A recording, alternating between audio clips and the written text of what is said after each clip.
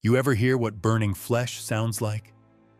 One witness said it starts with a crackle, then a hiss, and finally, a scream. That's how he remembered it. He didn't know the man being burned. He wasn't a soldier or a priest.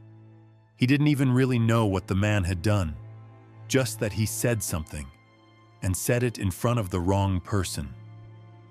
The crime? A joke, a sentence tossed out in a tavern, sharp, funny, and forgettable. A raised glass, a laugh, and a jab at the king. That's all it took. The punishment? Death. But not a noble death. Not a martyr's death. Not even a heretic's. This was a peasant's death, slow, humiliating, and excruciatingly public. We don't know his name.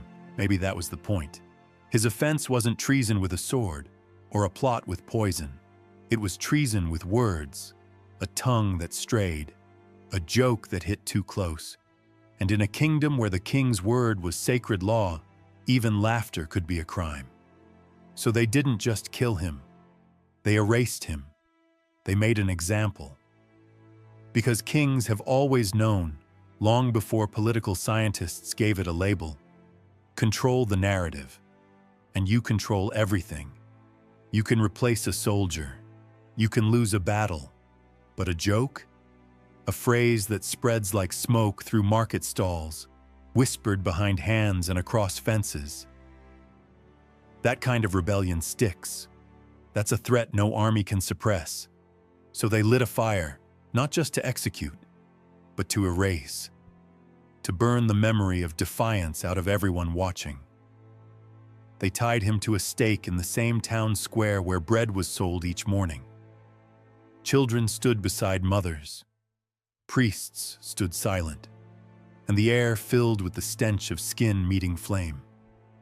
Somewhere, in a palace not too far away, a king didn't smile. Because this wasn't personal, it was policy. The man screamed, then choked, then stopped making sound. By sunset, there was nothing left but ash and a warning. Say nothing. Laugh at nothing. Remember your place. This isn't the story of a general, not a queen's fall, not a royal betrayal. It's the story of a joke, and what happens when laughter becomes treason. His name is lost. Maybe that's the most important part.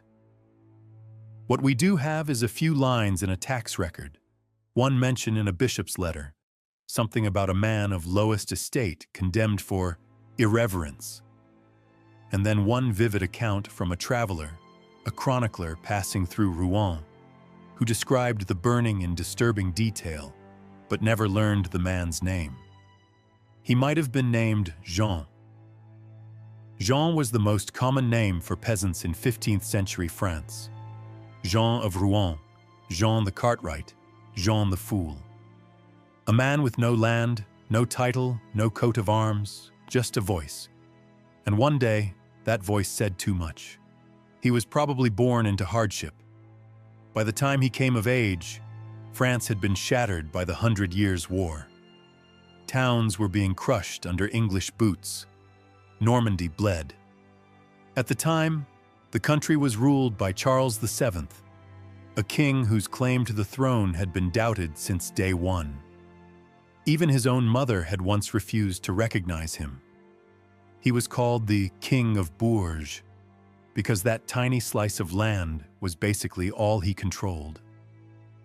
In that kind of world, where power was shaky and fear ran deep, the line between loyalty and treason came down to one thing: who heard you speak? Jean wasn't a revolutionary. He didn't lead mobs or plan revolts. He just had a sharp tongue. In Rouen, or maybe a village nearby, he was known for making people laugh. At the church, at the tax collectors, at the king. We don't know the exact joke that doomed him. Some say he limped across the tavern floor, imitating the king's gait. Others say he made a lewd crack about the queen's lover. One version claims he simply said, "The king's crown is made of." Maybe he didn't even say it. maybe someone else did. But he was the one who got heard. In the end, it wasn't the words that mattered. It was the idea that a peasant could mock power, that a voice with no title could sting like a sword. In a kingdom built on ceremony and fear, a joke wasn't harmless. It was dangerous. The authorities didn't come that night. That's not how these things worked. First came the whispers. Then a priest visited the tavern. Weeks later, a knock on the door. He didn't resist. Why would he? Everyone in the village knew. Once you were accused of mocking the crown, you didn't come back. So a man with no army, no influence, just a voice, suddenly became a target. Not because he posed a threat, but because he reminded people that kings could be laughed at. To understand why Jean was burned for words, you have to understand what words meant in 15th century France. This was a kingdom limping through the aftermath of war, haunted by plague, divided by a fragile monarchy. Charles VII wasn't just fighting enemies, he was fighting for his image, and that meant silencing anything or anyone that made him look weak. The divine right of kings wasn't just a belief, it was a weapon, a myth that had to be protected at all costs. They didn't just use swords or gold to protect it, they used fear. Fear of speaking, fear of laughing, fear of being overheard. There was a law for this, lèse-majesté. It meant doing wrong to the majesty of the king, and it was a capital offense. Criticize the king's politics? That's lèse-majesté. Mock his limp? Same. Suggest he wasn't chosen by God? Same. Even forgetting to bow could be interpreted as lèse-majesté if the wrong person was watching.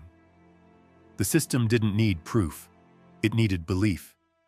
Because in this world, truth wasn't what happened. Truth was what the king said had happened. Silence was suspicious. Laughter, that was treason. John lived in a world ruled by theater. Power was performance.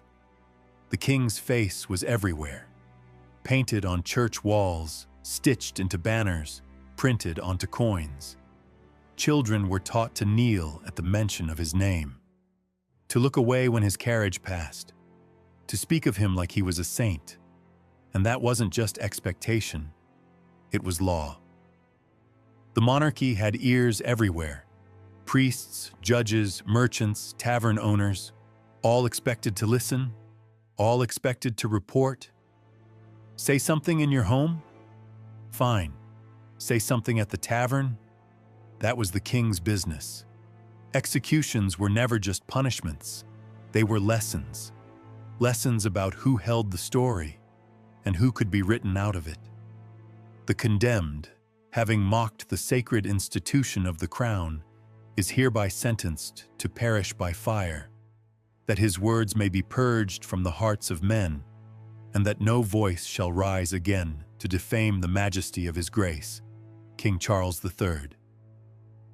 The words were long, cold, recited like scripture, but they weren't meant for Jean. They were meant for everyone else. The torch was brought forward by a boy no older than 12. That too was by design. To pass the flame from the innocence of youth was to show that even children understood loyalty. The executioner accepted the torch without ceremony. He wore no hood. This wasn't a shameful act. It was justice, plain and public. When the flame kissed the pitch-soaked wood, a low hiss rippled through the stack. John flinched at the sound. The ropes creaked as he instinctively pulled against them. The fire caught quickly, curling around the base, licking up the posts with frightening grace. The crowd didn't move. Not yet. It was the moment of transformation. First came the crackling, then the hissing, then the screaming. The sound of burning flesh is unlike anything else. It's sharp, wet, a mix of tearing meat and boiling fat, Jean screamed once, then again. But the third time, it was no longer a scream, it was a howl, not of pain, but of betrayal by the world, by justice, by God himself. Mothers held their children close. Some men turned their eyes away. Others did not. A few smiled, not because they took pleasure in the pain, but because they believed it was necessary. That this was how order was kept. That this was the price of peace. The magistrate folded his parchment and descended the scaffold. His part was done. The soldiers stood at attention, hands on hilts, scanning the crowd for any sign of laughter. But there was none. Not anymore. Jean's screams faltered, choked by smoke, then ended altogether. The fire continued long after his voice gave out, collapsing his body inward, until nothing remained but a charred frame and the stench of justice performed. By dusk, the ashes were swept away. The square washed clean. Bread would be sold there again the next morning. But not laughter. Not for a long time. What happened to Jean of Rouen was not unique. In fact, it was precisely the opposite. It was designed to be repeatable, memorable, a framework. Across France and beyond, dozens more would die for words spoken out of turn. Not all by fire, some by gallows, some by blade. A few simply vanished. But the idea was always the same. Language was dangerous. It shaped perception. It challenged truth. And in kingdoms built on myth, even a whisper could be a threat. We tend to think of history as the story of kings, of queens, of great wars and declarations. But sometimes, history is a whisper in a tavern, a joke told in bad weather, a phrase that catches in the wind and lands in the wrong ear. And when that happens, it is not always the sword that strikes first. It is fear. Jean's execution sent a message louder than any edict. It told the people that words were not their own, that even silence might betray them, that to survive was to perform loyalty. But even that fear had limits. Because what kings often forget is that fire doesn't just destroy, it reveals. The chronicler who recorded Jean's death described the scene in almost poetic detail. The color of the flame, the smell of the burning wood, the look on Jean's face as he realized he would not be saved. But he never gave him a name. That omission wasn't a failure of memory. It was deliberate. Because to name a man is to give him life, to give him power, to make him human. And that was exactly what the monarchy feared most. Not rebellion, not armies, but a man who reminded others that the king could be mocked, that his crown was just metal, that his power lived only in silence. And in that moment, as Jean burned, something shifted. Not in the hearts of the people, not immediately, but in the air. A memory was planted, a seed, a lesson, not the one the king intended. Because some in that crowd, some child perhaps, clutching her mother's hand, did not remember fear. They remembered the sound of a man who died for laughter.